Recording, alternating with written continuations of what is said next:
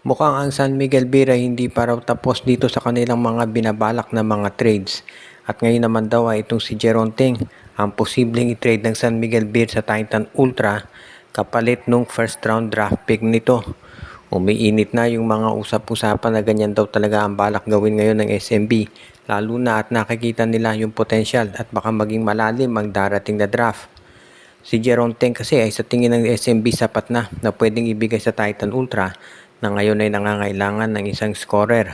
So straight up daw yung magiging trade nito, si Jeron Teng para dito sa draft pick ng Titan Ultra.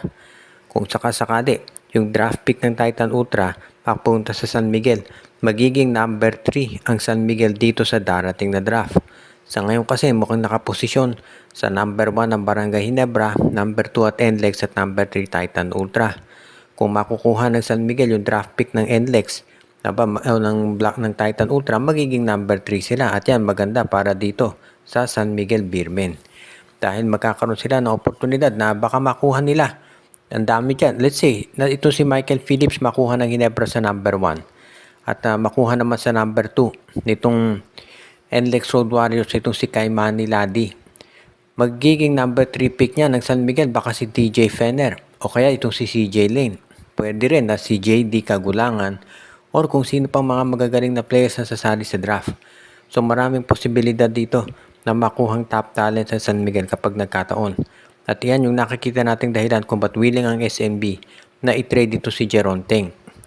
Sa ngayon, hindi pa maliwanag kung big man ang kukunin ng San Miguel. Dahil may posibilidad na baka point guard or kaya baka wingman ang kanilang i-acquire. Depende yan kung anong nakikita ni Coach Leo Austria. Pero sa ngayon, mukhang yan ang plano daw ng San Miguel Beermen. Kumpirmado na itong si Jimmy Alapag ang bagong head coach ng NLEX Road Warriors. Dumating na sa Pilipinas ito si Alapag at pumirma na ng kontrata. At dahil dito maraming tanong ang lumalabas dyan. Ito nga kayang si Jimmy Alapag ay bibigyan ng full support ng management. Kasi alam naman natin lahat na itong NLEX Road Warriors parang farm team yan ng MVP Group eh. Nakita natin kung paano nila kinuha dyan si Mikey Williams at itong si Calvin Oftana. At pati na si Brandon Roser. Sabi nga nila yan ang dahilan kaya umalis dyan si Coach Yeng Yao. Dahil nakita niya na ginagamit na parang farm team ng MVP Group itong NLEX. So ngayon ito kayang si Jimmy Alapag ay mabibigyan ng full support ng management.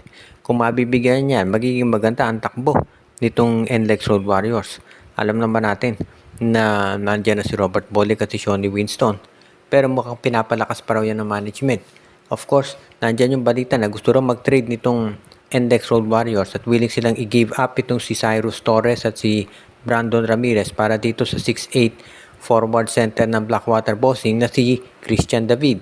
Pero so far, wala pang sinasabi itong Blackwater Bossing na interesado sila dito sa ino-offer ng NLEX. So sa ngayon, dahil nakapirma na ito si Jimmy Alapag, tignan natin kung ano ang gagawing move ngayon nitong si Coach Alapag para dito mapalakas ang NLEX Road Warriors. Dahil marami nang naniniwala na medyo panahon na talaga para dito sa NLEX na ipakita na sila seryoso dito sa pagiging champion at kinakailangan na talaga nila na magpakitang gilas pagdating dito sa pagbibuild up ng kanilang lineup. Dahil alam naman natin na itong NLEX, kinukonsidera yan na isa dito sa mga teams na nasa middle, nasa kalagitnaan pagdating ng lakas, no? Pero pwede naman sila mag-upgrade basta kinakailangan bigyan ng suporta. Kaya yan ngayon yung tinitignan natin mabuti na po pwedeng gawin nitong NLEX Road Warriors. Kaya magiging maganda ang mga laban na ito. Kinumpirma naman ni Team Manager Jojo Lastimosa ng TNT na tinitignan nila yung posibilidad na baka itong si Ronde Hollis Jefferson ay makabalik ng mas maaga. Baka sa Governors Cup makabalik na to. Alam natin na itong si Ronde ay nagkaroon ng Achilles injury at ang balita nga next season pa ito makababalik. Pero base dito mismo sa statement na nilabas ni Ronde, napapabilis daw at ahead of schedule yung kanyang recovery. At merong posibilidad na baka siya makabalik sa Oktubre. Ngayon, ang Governors Cup mag-uumpisa sa July 10. Pero magkakaroon ito ng break para bigyan daan yung Gilas Pilipinas.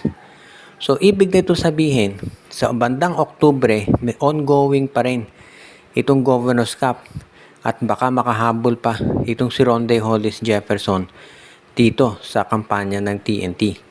Magiging maganda to para sa tropa if ever nga totoo na makabalik itong si RHJ, no? Pero magdedepende yan lahat doon sa magiging performance nila patungo doon sa playoffs. Kasi inaasahan na sa if ever bumalik si Ronde, sa playoffs na yun makakahabol. So, kinakailangan maganda ang ilaro ng TNT tropa in the meantime. At sa tingin ko, ang balita, magiging import daw nila si Darius Day, no? At maganda naman yung credentials nito. At assuming na maganda yung kanyang ilalaro, malaki tsansa nitong TNT na makagawa nga ng hakbang para sila ay makaabot dito sa playoffs at maipakita na seryoso sila dito sa kanilang plano na magkampiyon talaga. Parang ayaw talaga ng TNT na matapos ang season na to nang hindi sila nananalo ng kampyonato. Kaya nga mukhang kung kaya doon ni Ronde ay pababalikin nila agad. Tignan natin kung yan ay mangyayari, no? Pero syempre, ang number 1 priority dyan ay yung health condition muna ni RHJ. Pagdating naman dito sa Barangay Ginebra ay tinitignan daw nila kung makakagawa sila ng isang trade transaction naman dito sa koponan ng Rain or Shine. Dahil ang Rain or Shine ni Last of Painters daw ay, I'm sure nabalitaan nyo na, hindi pa magkasundo. Pagdating dito sa salary ni Andre Carakot at nitong si Gian Mamuyak, so mukhang ito raw Barangay Ginebra, tinitignan kung makakuha nila ang mga nasabing guards. Dito nyo talaga makikita na hindi patas itong PBA pagdating dito sa pag-enforce ng salary cap, no?